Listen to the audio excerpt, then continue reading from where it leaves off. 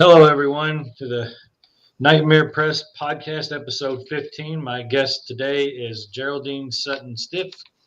If you all are familiar with the Hopkinsville Goblins case that happened in Kentucky, her family was part of that case. They were the folks in the farmhouse. So we're going to talk a little bit about that. She's written a couple books about it, and she's going to have another one coming out. And we got some Goblin convention stuff to talk about. So yeah, just check this out. Um, just want to introduce yourself and tell us a little bit about the story. Well, hi, everybody, and thank you, Jacob, for having me on your podcast. I Thank really you for coming appreciate on. that. Um, the story is great. I mean, it's been around since 1955. It happened to an innocent farm family. That's all you can say. The people that were involved was my grandmother, who was a widow at the time, my two uncles, Lonnie and Charlton, who were 12 and 10, and my Aunt Mary, who was 7. They all lived in the farmhouse, and there was about 27 acres of farmland she had, and they had a few animals, and they raised a small tobacco crop every year, and that was about it. My Uncle JC and Aunt Eileen lived there with her. My Uncle JC had just gotten out of the Korean War. He hadn't been home very long, but he lived there with my grandmother to help her with the farm since she was a widow. The weekend this occurred, my dad and his wife Vera and their friends Billy Ray and June Taylor were stationed in Evansville. They actually worked with a carnival. My dad had left home at a very early age, and he had worked all his life, and he had worked with this carnival for a very long time. They were stationed in Evansville, and that was pretty close, about a 2-hour drive, so he was able to get away for the weekend, and they were able to come in and visit for a while. They came in on a Friday evening, stayed Saturday, was going to leave out that following Monday.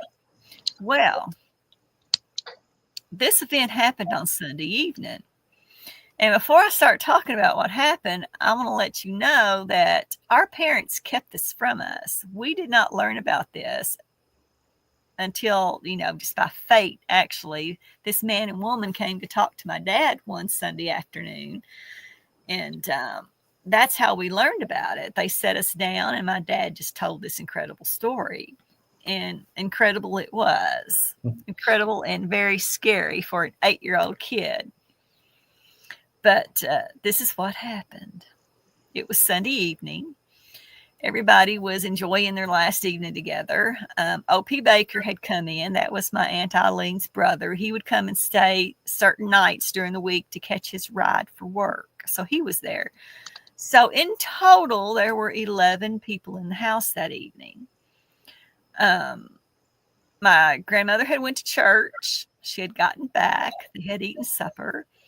They were all, settling down for the evening. The men had gotten together and started playing cards, and Billy Ray decided to go out to the well to get some water. They didn't have plumbing.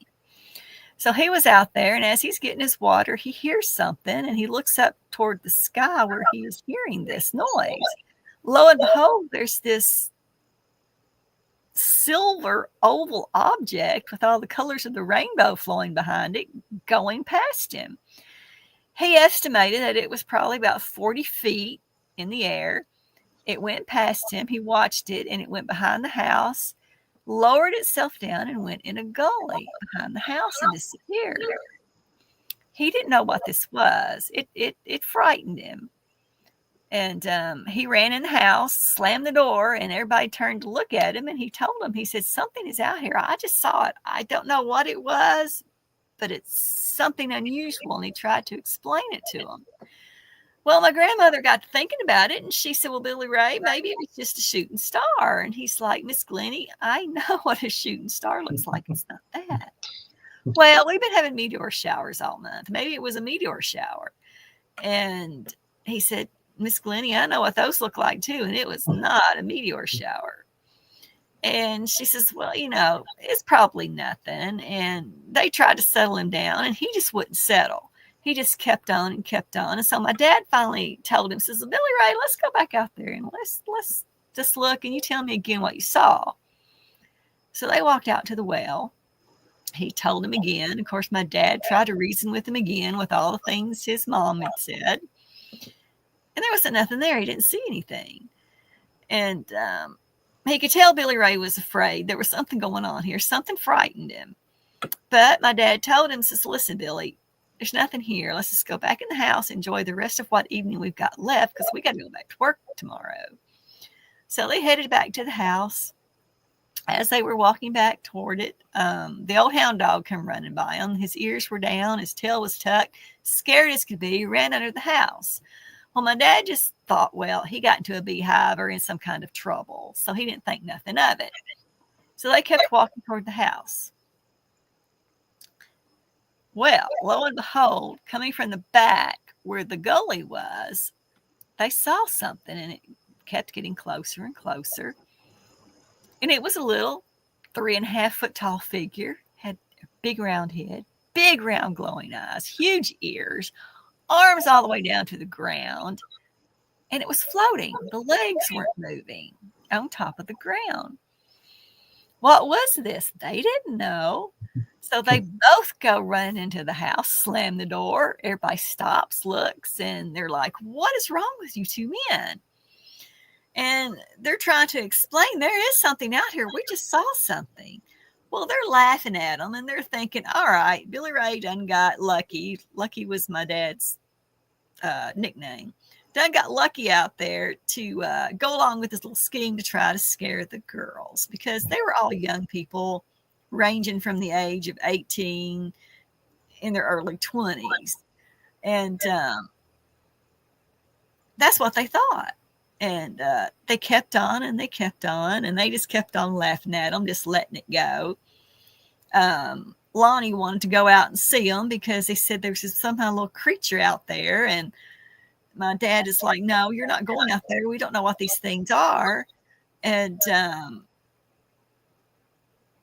they just wouldn't stop. And so my grandmother told him, says, listen, you two, you need to stop, because I got to get these 3 kids to bed and you're not helping any.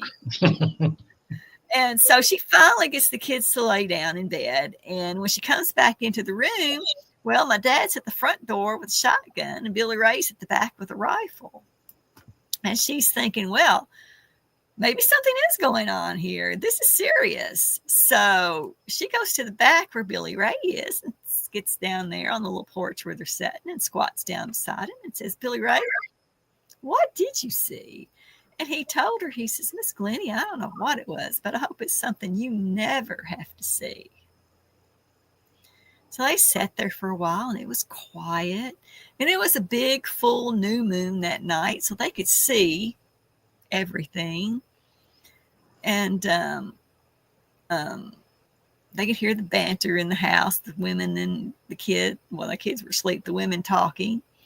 And lo and behold, around the corner right beside where my grandmother sat, one came around the corner. Well, she sees it. She screams like any woman would, falls to the floor. Everybody hears her, so it must have been a blood-curdling scream.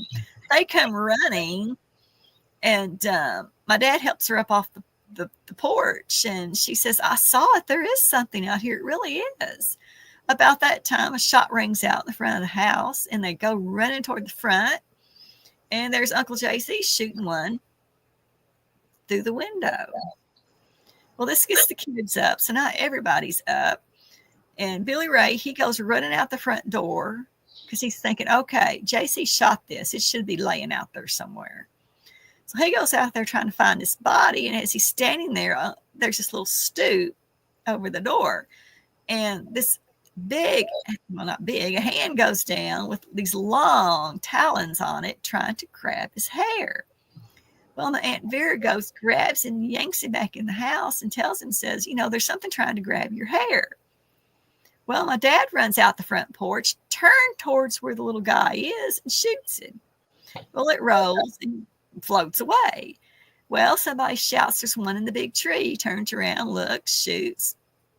He hits it, of course. These are country boys, they can hit. And it floats to the ground, rolls, and scurries away.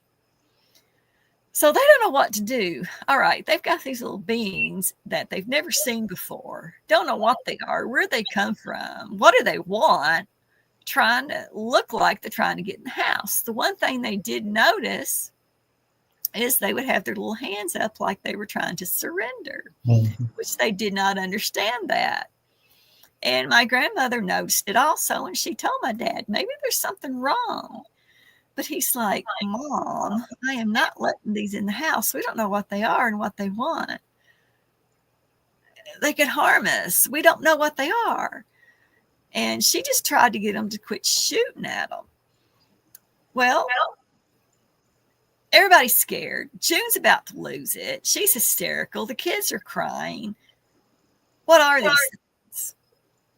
So my dad settles everybody down. They sit down and it's quiet. He tells them, he says, listen, he says, as soon as we can and the coast is clear, we're heading to Hopkinsville. We're going to get help. We'll find help. So they're sitting there and it's real quiet. And lo and behold, they hear one of them going across the tin roof. It's little nails hitting as it goes. Excuse me.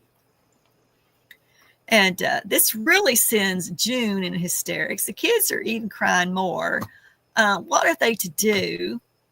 And my dad tells Billy, right, hey, listen, let's go out the back here and let's just take a look. So they go out the back door, and as they're standing there looking around, they hear something behind them, and they turn, and there's one scurrying up the side of the house trying to get onto the roof. My dad shoots it. Of course, he hits it. It falls to the ground. He's sure he hit it good this time. But what really causes him to pause, it gets up and it floats over to the fence on the post. I didn't get that. Could you try again? Oops, Siri heard me. They're listening. They're listening. And this is kind of scary because it's about 40 foot from the house to that post. And they're seeing this little sucker float across the yard and hop up on that post. Dad shoots it again. It hits the ground this time. And he thinks, I had to have heard it this time. Had to have. Because it didn't float. It fell. And it scurried into the weeds. So anyway, they run back into the house. My grandmother says, what are you shooting at? And Billy Ray says, well, we was just keeping one away from the house. They didn't tell him about the whole floating thing because they knew it would really scare them. Yeah. And so he tells them, he says, listen, we're going to get help. Let's just calm down again. Let's wait till it gets quiet. They sit there. It gets quiet. They don't see anything coming up to the house anymore. So they head to the trucks, jump in, run to Hopkinsville. Get to Hopkinsville, which is about 7 miles from where they live. Run into the police station. Of course, this is 1955. One little officer on duty. And you've got 11 people from the age of 7 to 50 running in there in the middle of the night. All of them trying to explain what was just happening. The only thing the police officer on duty could understand was you've got little men attacking your farm and you're shooting them. And he's thinking, oh no. So he's like, calm down. I'm going to call the chief and we're going to figure this out. So he calls Chief Russell Greenwell, tells the chief what's going on. The chief tells him, listen, try to calm them down best you can. Also try to get a hold of Fort Campbell Army Base, which is 10 miles from Hopkinsville. Get a hold of them. See what state troopers you can get together. Call the paper and let's see what we can do. We're going to Kelly. So the chief gets there and his wife comes with him. There's several state troopers. There's a photographer from the paper. I mean, there's like 25 people heading out back to Kelly in the middle of the night. So here they are, this little caravan of vehicles. They get to Kelly. Of course, it's dark, except for the moon shining. It's dark. There's no lights out there. They all jump out of the vehicles. It's eerie feeling. They all feel it. It feels like something strange has happened here. Of course, shotgun and rifle shells all over the ground outside the house, shotgun and rifle shells inside the house. Woodwork and screens are shot up on the inside of the house. Something happened here, but what? When they were pulling up, the car that had the police officers in it seen a glowing substance on the back fence. So, of course, as soon as they got out, they ran back there and looked. But they couldn't sit when they came up on it. So they called the chief to come over there and look with them. And the chief could tell, yeah, the grass looks different in this area than it did in this area, but it's not glowing. But when they'd walk away from it, it would glow. So I didn't understand that. They searched everywhere they could.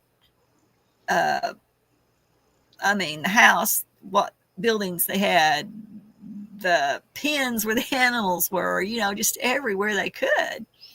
And couldn't find anything, just the shotgun and rifle shells. So Chief went to my grandmother and told her, Miss Glennie, I'm sorry, but there's nothing we can do. There's nothing here. There's nothing here. And so they said their goodbyes, and she was left there for the rest of the night with family and to fend for themselves with whatever happens then. She gets the kids back to bed. Everybody finally settles down, and they're exhausted, mentally, physically exhausted. She's lying there in bed. My dad's sitting there in a rocking chair, shotgun across his lap. She opens her eyes and she sees one of these little beings in the window again. And she's thinking, I'm just tired. That's just all it is. I'm just tired. She opens her eyes the second time. He's still standing there. She opens her eyes the third time and she screams at my dad, they're back. So he jumps up and they try to keep him away from the house again. And this continues on until 5:15, 5:30 in the morning, until the sun starts coming up. When the sun comes up, they disappear. The only thing that my dad can figure is the sun, the bright light hurt their eyes, because they did notice that if they turned on the lights in the house, that they would shy away from the brightest part of the window. So that's what they thought, that the lights would hurt their eyes. My dad got the family together, sat them down, told them, says, listen, nothing good can come of this. So just forget it ever happened. Let's just go on with our lives, because I heard them last night. They were making fun of us. So just forget it. And so he said, let's just go on with what we're going to do today. I think him and Billy Ray were going to go pick up some furniture somewhere, and JC was going to go hunting with the neighbor that lived back there in the back of them. And the women, they just stayed there and tried to clean up the mess the best they could. But there was a problem. They had the invasion of the people coming. The next thing you know, my grandmother hears something outside. She gets to looking, and there's just caravans of cars coming in, parking in the driveway in their yard, jumping out, pitching tents, putting up tables, putting stuff on them to sell stuff. They were just everywhere. People coming through the house, walking, picking up souvenirs, walking all over the yard, picking up stuff. People wanting to talk to them, wanting to take pictures. It was just one after the other, after the other, after the other, and she didn't know what to do. My dad finally got back home, and he couldn't even pull in the driveway. He had to park way down the road, and he was furious. He come walking in the house, and he was not a happy camper, and I'm sure he used a few choice words. And that would have made me mad too. Yeah. And he told my grandmother, he says, what's going on here? And she says, I don't know, but they're taking everything we've got, and I don't know what to do. And he says, I know what to do. And he picked up the shotgun. And she told him, she says, no, Elmer, you can't do that. You can't shoot anybody. And she got him to stop. And so she went out and talked to one of the police officers that were there and asked if he could do anything. And he says, yes, I'll see what I can do, because he noticed it was happening. And he got another officer to help him, and they got rid of most of the people. But as soon as they left, they came back. And this just continued. Of course, that morning also, you had aircraft flying above from the Army base, searching the grounds. You had soldiers there from the Army base doing search grids. searching the area, and it was just chaos. You had Bud Ledwith. He come in. He was the chief engineer at, I think, WPKY there in Hopkinsville, or WHOP, one of those crazy ones. And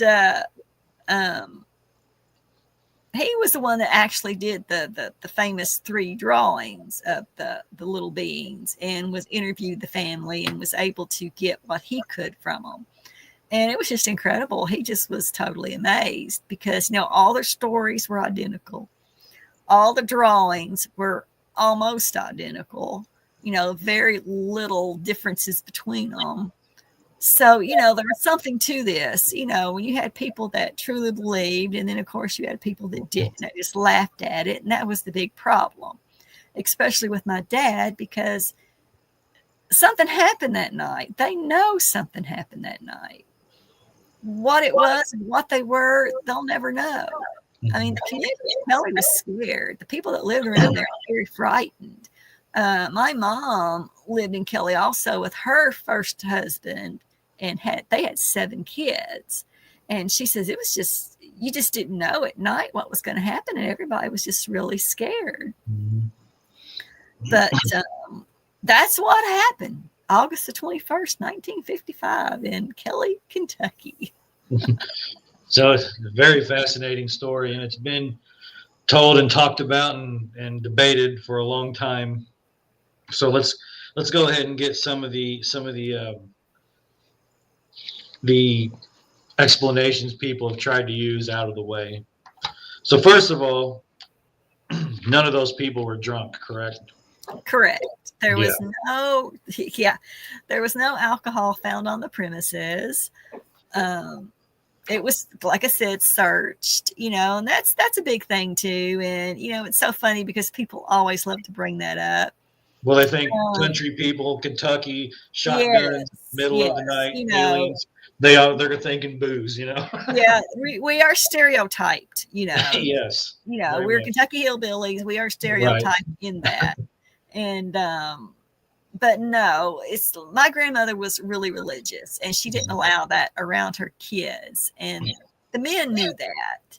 It's a wonder she even allowed them to smoke around the kids. So, for them to bring any kind of alcohol in, no, that wouldn't have happened because they respected her too much and they knew better than to do it. So no alcohol was involved. And I imagine the authorities would have been keen to look at that, and they would have noticed and mentioned that. So, exactly. So the glowing grass or the glowing stuff on the fence, did anybody ever ask or see if it was foxfire? No. See, that's another thing too, that this whole thing, the proper protocol was never taken. Nothing was ever roped off. Of course, by the time they got there, the people had already contaminated everything anyway. Right. No samples were ever taken. Mm-hmm. They could have taken a sample of that easily. They could have probably picked up some of those shells, maybe have gotten something off of them. I don't know. Anything, they could have taken, but no, they didn't. So. And of course, then there's the great horned owl theory. Right. Which I'm pretty sure, I don't think that they were great horned owls. I'm pretty sure your family would have known the difference. But let's hear your side of that. Well, if it were anything of a living being, like all the theories, let's go through them. The owl, the monkey, the cats. The monkeys. There was even said that there was some kind of feud among the neighbors, and they had shot a neighbor and was trying to get rid of the body. I was going to get to that one too, but and but if it was any kind of animal like that, okay. Remember, these are country boys. Right. They could shoot practically by the time they could walk. They grew up with a gun in their hand. They could shoot a rabbit running, a squirrel out of a tree. So were they hitting these 3.5 foot tall beings? I think they were. Yeah. So if it had been anything furry or feathered, there'd been furs and feather everywhere. And body parts. And body parts and blood. And there wasn't. Yeah. Yeah. And that's kind of my thought too. And plus, I mean, really, it's kind of like the Mothman being the Sandfield crane. It really doesn't match the description. Like I've seen the drawings of the Kelly creatures, and maybe there might be some similarities between them and a great, but not really. Like the drawings don't really look like a great horned owl. No, no, not at all. And it's one of those situations where I often say that sometimes the explanations just make less sense than believing the fantastic that it could have been an aliens or ghosts or cryptids or whatever people see. And I feel like a house full of country boys and country women would have known the difference between a great horned owl and this strange silvery creature. I mean, I'm not even really. I mean, I'm from Kentucky, but I'm not really a country boy like that. And I would know the difference. Exactly. And I'm pretty sure these individuals who see those types of animals on the regular would know. Exactly. So I feel like that's kind of, and of course, the feuding neighbors and the hidden body. I feel like that was just another one where it just doesn't make any sense, because as soon as any of those authorities got wind of that sort of idea, they would have been investigating that. Exactly. And there was never any, if you read over all of the Project Blue Book reports and stuff, there was never any mention of a body or a feuding neighbor or anything like that. None. No, because like you said, he was going to go hunting with his neighbor anyway the next day. Exactly. Right? So, And see, that's another thing too. The neighbor that lived behind them, before all of the shooting started, he actually seen lights in the woods behind their house. And he thought maybe some of the animals had gotten out and they were out there trying to get them back in. So he was getting ready to come out and help them get their animals in. And as he was leaving the house, that's when the shooting started. And that's when he thought better of it, because he thought, no, if there's shooting going on, I'm not going to get out here in the woods and get shot over a pig or a goat. So he thought, well, he knew that my dad and Billy Ray were in, and he thought, well, all them men together can surely handle getting the animals in if they'd gotten out. So he went back in the house. right. And, the next morning when JC and him went hunting, it was brought up. Even though my dad told JC, do not talk about it, do not mention it, it was brought up. And the neighbor said, well, that explains all the shooting that was going on last night. And then he understood the lights in the woods then too. What were those lights? Well, okay, now we probably know what those lights were. Yeah. That's another thing I was going to mention. Was there any other witnesses to anything strange going on in Kelly or around the area at that time that you've been made aware of since? There was a lot. During the day, that day and that evening and into the night, people were seeing and hearing things. Neighbors around there actually saw and heard things that they couldn't explain.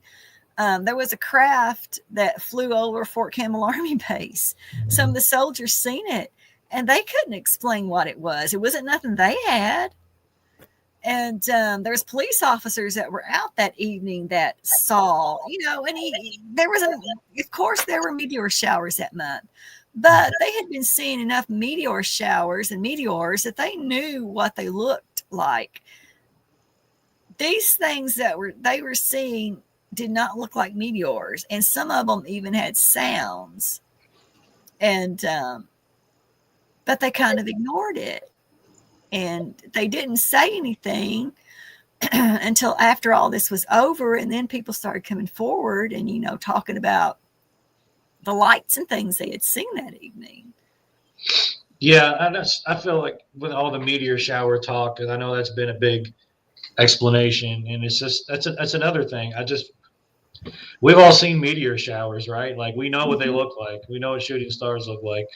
And there's just a big difference between that and what is described not only with the Kelly creatures case, but with other extraterrestrial, alleged extraterrestrial incidents. So, yeah, and especially when you have, a number of people witnessing it, especially members, authorities and just individuals. It's not going, I just don't feel like it's going to be a whole bunch of people are going to get together and just be like, let's make this up and corroborate each other, and they're just not going to get it wrong. I don't know. It feels to me like there has to be something more than just what people are willing to accept. Right. This was 1955. You got to think they didn't. My family didn't go to the movies. They were a poor farming family. Right. They didn't spend Saturday afternoon at the theater going to the movies or anything like that. They didn't know this stuff. Yeah. Did Billy Ray and my dad and the girls, because they travel in the carnival, know about stuff like that? Possibly. But what were they to gain out of doing that? And my dad was the type of person that he didn't want to be made fun of or talked about. Right. They wouldn't have made up such an incredible story. It's just ludicrous. It's crazy. Well, and that's another thing. They never sought any sort of gains from this. Not really. The only thing they did is they did try to get people to stay away from the farm because they were taking everything. In fact, there was one point when they loaded up in the trucks and decided to go to Michigan where my Aunt Violet lived. And then they turned around and came back because my grandmother said, there won't be nothing left when we get back. They'll have the planks tore off the house. Yeah. So they came back. So the only thing they knew to do to try to keep people away was to start charging them. Mm-hmm. So they did try that, but it didn't work. They would just walk right by them and ignore them and go on. That sounds about Never right. got a penny. Yeah, it sounds about right. I remember us trying to do a tour down in Louisville when people would just come walk up on the tour and be like, you didn't pay. And they'd be like, I don't care. So people would just be like, whatever. They don't care. So, is that part of like when they left to go to Michigan? Is that part of like the story? Because I had originally heard that the family had just decided to move because of the incident. So, well, my grandmother sold the farm. She sold the farm within 2 weeks after the incident because she was scared. She didn't know what to do because, like I said, my dad and Billy Ray, the girls, had to go back to work. She was going to be left there with her 3 small kids and my Uncle JC and Aunt Eileen, which JC, you got to think, this man had already been through the Korean War. This probably just put him over. Yeah. And she didn't think they could handle it again. And so she sold the farm and moved into Hopkinsville into an apartment complex. So did JC and Eileen. Right, because you never know if they're going to come back. If people within the house were shooting at them, that obviously they're going to think hostility, and if they're hostile creatures of themselves, they may decide to come back, which apparently they never did, thankfully. But well, we don't know they did. Now my Uncle JC was asked if he ever seen them again, would he talk about it? And he says no. He said if he ever seen them again, he would never talk about it because it ruined his life. Yeah. He couldn't even hold down a job anymore because he would get a job, people would make fun of him once they found out who he was, and that was it. He just couldn't do it, and he spent the rest of his life just in fear. So did the rest of them. My dad lived in fear. He didn't like talking about it. If you got him to talk about it, you were a very lucky person. The kids, even today, the oldest one, who's now 82, he used to talk about it a little, but he won't talk about it anymore. I think it's just because he's 82 and he's gotten a lot, and memory starts getting bad. Yeah. And the 2 younger ones, they just will not talk about it. It's just fear. I think that's the thing too. People overlook now. They take that story of what happened, but they put it in today's time frame. They put it in today's standard, where it's way different now. If you got stories like that to tell, people want to hear them. Like you go to a job and you're like, oh, I know when we started doing paranormal investigating, when we were working at our place we were employed, people were always asking us about it. They thought it was cool. So, but back then, like you said, 1955, no, they were going to think you were a weirdo. They were going to think you're a freak. Or something's wrong with you. and that's another thing. People just, it's kind of like the Stanford abduction ladies. They're just not going to make that stuff up. They don't want that. And even today, some people are still like that. They're still like that. They think you're kind of wacky. Oh, well, There's something wrong, There's still a lot of people who think those of us who are into this sort of thing are weird, but it's not going to ruin. It's not going to ruin your life. It's not going to ruin your life and reputation now like it would back then. Right. It would just be like, who cares what you think? Now it's like, but back then, like your entire town would be pointing at you and being like, there goes the weirdos with the aliens. That's and I often wonder how the kids were treated because they had to go to school. Oh yeah, they were picked on. So cruel. So I just wonder how their lives, and that's maybe part of the reason they're like they are today. Because I'm sure it was rough. I'm sure. Yeah. It was. So anyway, since everyone was mostly tight-lipped about it in your family, how did you come to hear about it, and what made you decide to write the books about it? I found out about it when I was 8 years old. Like I said, when that man and woman came to talk to my dad, that's when all us kids first heard of it. It was hush hush. Like I said, my mom, her first husband had 7 kids, and they never talked about it. Never talked about it. Found out about it that day in 1969. And the reason I decided to do something about it is back in, when was it? 2005. They had the 50th anniversary in Hopkinsville. And they contacted me. Why, I don't know. They contacted me, wanting me to be a part of the thing they were doing. They wanted me on the panel discussion and to be there for this thing. Don't know why. Never understood it. So anyway, I did.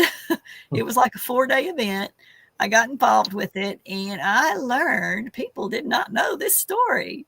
Mm-hmm. And it's like, too many things were not right. The facts were made up. Even my dad's name was wrong sometimes. And I'm like, no, this isn't right. So that's when I decided to sit down and write the first book. And then I wrote the second one because I found out more things after the first one because people started coming forward and telling me things. And now I've got the third one because what I've decided to do is combine the first two and make it into one to make it easier on me. So I could just have one book when I do conventions and stuff instead of the two, trying to explain two. So now I'll have the one, which is much, much, much better and put together better than the other two. So anyway, that's how I got into the whole thing because I wanted the story to be right. It's a great story. It's a fantastic story. People absolutely love it. Oh yeah, it's an excellent story.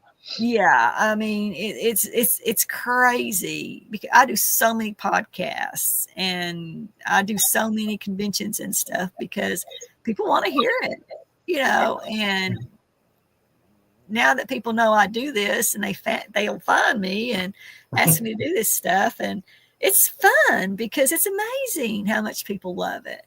But it's a great story. You've got this innocent family that went through something terrifying that we cannot explain, that we don't know what it is. We probably never will know what they were, what they wanted, where they were from. So it's fascinating. It really is fascinating. Well, and another thing, something I just recently found out is that some people were so intrigued by that story. That's how the Critters franchise came about. Yeah. Did they ever talk to you? Did they ever talk to your family about that, or like? No, they never. That's just like the movie Signs. It's loosely based. Oh yeah, that too. E.T. of course. Yeah. Oh gosh, I can't think now. There's probably a lot of them. I mean, Gremlins, the little gremlins. You see how they look. Well, there's a reason they look that way. I was going to mention that. I was wondering if Gremlins was influenced by that as well. Yeah.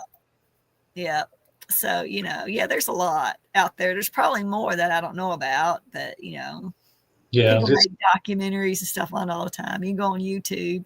There's all kinds of stuff on YouTube. It's just out there. There's comics, graphic novels. I just got in contact with somebody the other day that's wanting to do a new documentary, which it's time. We need a new documentary. We haven't had one in a long time. So hoping that will get going. Also, somebody's wanting to do a new graphic novel. So we'll see how that goes. So there's always something going on with it. Always. Yeah, especially more and more people get more open to the ideas of extraterrestrials and aliens. Mm-hmm. You get stuff like, like Travis Walton, and how people finally they're really into what happened with him. Right. And again, like we've talked about, we like the Stanford abductions, and then you got the Phoenix Lights. You just got all kinds of stuff now. People are more open to hearing these stories, and of course, there's always going to be people who will take the story and run in another direction with it. But if nothing else, it's always just something people are really into, and that would be why the Hopkinsville Goblins Festival used to exist. It no longer does now, but we were just talking about before we came on air the Goblin Con. You want to tell us a little bit about that? Yes. Well, this year will be the 70th year. So I was contacted by some people from Hopkinsville that's with the visitor center that wants to do a convention, and it's called, what did I say? It was called Goblin Con UFO and Paranormal Expo. So it's going to be in October. I think it's the 16th and 17th. We're going to have a kickoff for it in August. It'll be on the anniversary, which is the 21st, I believe. 21st, 23rd, right in there. There'll be more stuff about it coming out. But it's going to be big. We've got a bunch of speakers already lined up. We're going to have panel discussions. We're going to have workshops for everybody. There's going to be stuff there for the kids. It's going to be, they're really, really doing this up. It's going to be really good.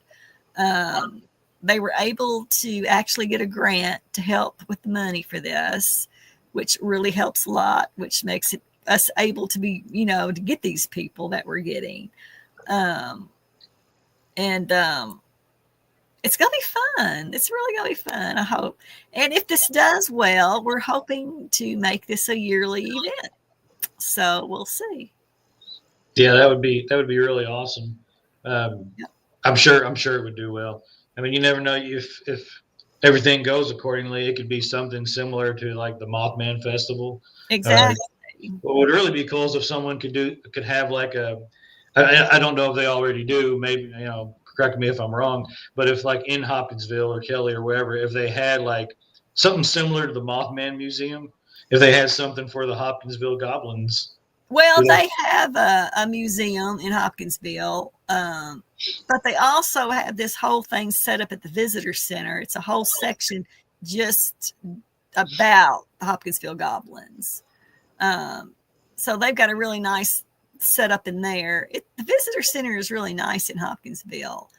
The museum's really nice too, but I think they took everything from the museum and put it in the visitor center, because the visitor center took over the Hopkinsville Goblin thing. And the person that's heading this, Amy Rogers, she's a firecracker.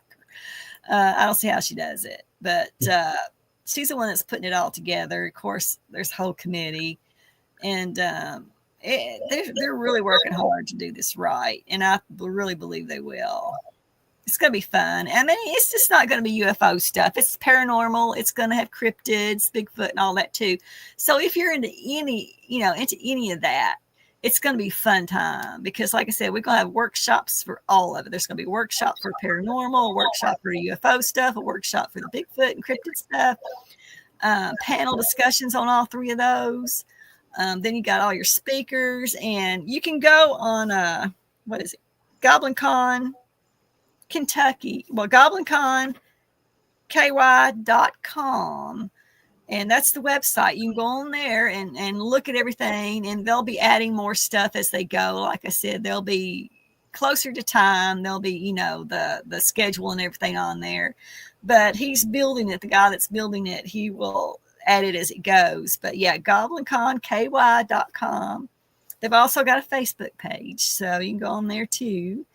And, if you want to be a vendor, I think we still have vendor spots open. So, if anybody wants to be a vendor, just fill out for that too while you're on there. Ignore the phone. It's Medicare wanting us to get on there, But anyway. They've been calling everybody lately. Yeah, it's crazy. It drives me up the wall. That's what it is. And they will use every number they can, every person's name they can. I mean, everything to try to get you to answer that phone. But anyway, it's going to be fun. So, yeah, anybody wants to come, hey, Hopkinsville, Kentucky. Will they be showing any documentaries there? We are going to have the kickoff thing in August. We're actually going to have a guy, his name is Barry Conrad. He did a documentary many years ago that's one of the best documentaries out there. And he's coming in August, and we're actually going to have an evening with a dinner, a meet and greet, and then he's going to show his documentary that evening. So that ought to be really cool. When we do the Goblin Con in October, we're also going to have, it's going to be like the 16th and 17th, which I think is Friday, Saturday. But that Thursday evening, we're also going to have a meet and greet where you can meet all of the celebrities and people we're going to have there. So that's going to be really cool, that Thursday evening. So like I said, just check the website out and everything will be put in there as we get it in there. But it's going to be really fun. I'm looking forward to this. I think they're really going to do good with this. Yeah, I'd really like to see it take off. The Hopkinsville Goblins case is so fascinating. It's been so long-standing, so debated. I would like to see it become like I said, something like the Mothman, where people hear about it more and talk about it more. And I think it's really important too. The more they hear the side from, especially you who have the family who you can tell the story, and not hear all the more fantastic things that people have added, and also hear just the unbiased. Some people have that skepticism where, like you said, they're just going to be making fun of it, right? And be like, oh, this is nonsense. They were drunk or they were fighting with their neighbors, and you got that book coming out where it's just or you got the books that are already out, just explaining what really happened, and just putting all that to rest. And I think the more people you can get into a festival like that, the wider the story is going to become. Right. And it's a part of history. This is a history that happened in Kelly, Hopkinsville. I mean, it's a part of their history. And that's another thing, too, that the visitor center is trying to make people understand, that it is a part of Hopkinsville history and Kelly history. And it needs to be put in there. So, we think this is really going to work and, be a good thing. I think so. Your new book, you said, is getting ready to come out. You've already told us basically why you wrote it, but you want to, when's it coming out? Where can they find it? Hopefully sometime the 1st of April. It should be ready by next week sometime, I'm hoping. That's what they're telling me anyway. But it's called Hopkinsville Goblins, the story of the Kelly Green Men and others. And you can, once I get it, I'll be able to put it on my Etsy shop. I don't have a website. I did a website a long time ago and I just got tired of it. My Etsy shop is my shop. But you can go on my Etsy shop. It's called Aliens and Goblins. It's all smushed together, lowercase. And they'll be on there. And if you get them from me on there, of course, I will sign them for you and everything. And they'll probably be cheaper on there than going on Amazon or the bookstore. So, right. So now we've been at a couple of conventions that that you were a part of as well. And my wife always liked the little stuffed animal type creations you made. So what got you into that? I mean, just like what made you say I want to make little stuffed animals about this? Yeah, they're my little plushy Yeah, goblins. plush. That's the word I was looking for. Yeah. Yeah, plushies, and we also do the little 3D ones. It gives me something to do. I'm one of these people. I've got to have something to do. I can't stand being bored and not having nothing. Yeah. So I get that. yeah, sewing and doing the 3D things is something that I can do on the side. It keeps me busy. And, I just like doing it. I mean, people love them. I mean, I sell the heck out of those little suckers. They are really cool. We had one, but it got destroyed in a basement flood. Yeah. But it was I really remember cool. that. Yeah. Yeah, I think you gave Jenny another one. Yeah, I gave her another one. Yeah. She was really appreciative of that, and it was really cool. So since you've been doing this stuff, doing these conventions and everything, have you found yourself to be more interested in like other alien stories or paranormal or cryptids? Some of the stuff that you've gotten interested in since? Well, I'm gonna tell you something. When it comes to the alien stuff, it scares the crap out of me. That's what everybody says. Everybody's scared of the aliens. Yeah, it's too scary. I've been to conventions and stuff, and I've heard other people talk about their encounters, and the ones that scare me are the abductions. You talked about Travis Walton. Well, I've seen Travis Walton. I've seen him talk. That man's been through something, and it is scary. I've got other people that I know. In fact, I've got a guy coming to Goblin Con. His family was involved in a abduction, and it's terrifying. So, when it comes to aliens terrify me. So I know this is going to sound weird, but I kind of stay away from the alien stuff. Even alien movies scare me. Yeah. But, paranormal, I love ghost stories. Bigfoot, I hope the big guy's out there. I hope he is alive and well. I hope they never catch him, but I hope he's out there. I love that kind of stuff. But aliens scare the crap out of me. Well, I mean, especially considering, the story of your family. Exactly. I mean, that's pretty scary. If you're shooting these creatures repeatedly with shotguns and they're just getting up and floating away. Exactly. That's pretty scary. See, that's scary. And, I was 8 years old when we heard this story. And after I heard it, I would go through at night and shut all the doors and windows and cover on the shades, whatever, because I was afraid something was going to look in at us. And, my Aunt Mary, when this happened, she was 7 years old. She was a tiny little thing back then, and she's still tiny now. She's a little bitty woman. Mm-hmm. I can't imagine seeing something as big as, probably maybe bigger than she was. Yeah. That you don't know what it is. It's not a cat. It's not a dog. It's something with big glowing eyes and big nails on their hands, trying to get in your house. That's got to be terrifying. Especially the story too about the hand coming down on. Yes, and they saw that. Yeah, they saw the hand come down and try to grab Billy Ray's hair. So it's like that is terrifying stuff, y'all. You got to think about that. What if that happened to you? Mm-hmm. You just don't know, and that's what I try to make people understand. It happened to one family. It's probably happened to more than one family. People just don't talk about it. They're afraid to. It can happen to you. Yeah.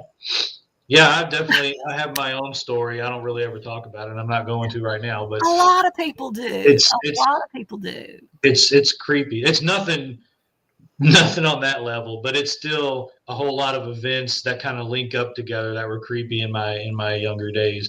But I'm not going to talk about it. But the show's not about me. So, but that stuff's pretty creepy, and that's what everybody says. We had our first episode, another paranormal lady. She's a psychic, and she's into a lot of that stuff. That's the same thing she said. Like all this ghost stuff, she knew all kinds. She's like a walking encyclopedia of ghost paranormal knowledge. But she was like aliens. She said aliens scare her, and she likes to think of them as being fae and not aliens. So to make it less. I don't think they're Fae. Yeah, and it's like when we got to talking about, because I brought up the Mothman and she didn't like that, or the Injured Cold story. So it's like, yeah, everybody's kind of afraid of the alien, because I mean, aliens we don't know. Like cryptids, most of them, I doubt people believe in most of them. I think most of them just believe in like Bigfoot, Loch Ness Monster, maybe a few Right. others. A lot of them, like the Loveland Frog and everything. It's just really cool stories, right? Right. And ghosts, of course. If ghosts, people are afraid of ghosts, right? But most people aren't anymore. And ghosts are mostly harmless. They just might do something that seems frightening, unless you believe in like the demonic possession and all that. Right. But with aliens, all the stories, if you believe in aliens, and if you're not a complete skeptic, you hear all the stories of what people say, and Travis Walton's one of them. Your story is, well, your family story is pretty creepy. And just the stuff like you hear about the having physical effects on people, them losing weight, having marks on them, and the horrible things that go on during the abductions. Why wouldn't people be more afraid of those? Right, exactly. Ghosts don't do that crap to people, you know. They don't come. And then you got all your stories like scary crap, like the government has been talking to them for years and has been allowing them to do things to us, take our animals and, experiment, all that kind of stuff. And that's like, that's creepy, Well, yeah. Anytime there's something secretive that the government's involved with, it's not good. So it's not going to be good for anybody who falls on their radar. So that's for certain. So yeah, that makes it extra scary, because we all know what horrible things humans are capable of. And if these aliens are an advanced species and if they have any hostility and they choose these people to help them, what does that say about them? Right, exactly. There's all kinds of reasons to be scared of these creatures. Yes, it is. You're gonna make everybody have nightmares tonight. Yeah, so you hear about ghost hunters, you hear about cryptid hunters. How often do you hear about alien hunters? You don't. Yeah. There's a reason for that. There's a reason for that. All right. Well, anyway, though, thank you for coming on, and I definitely look forward. Let me know when your book's out. I definitely want to read that. Okay, sure will, Jacob. And again, Goblin Con sounds interesting, sounds great. So thank you again, and remember, everybody, if you want to read about this, her book's coming out soon, so check it out. Thank you. Thank you, Jacob.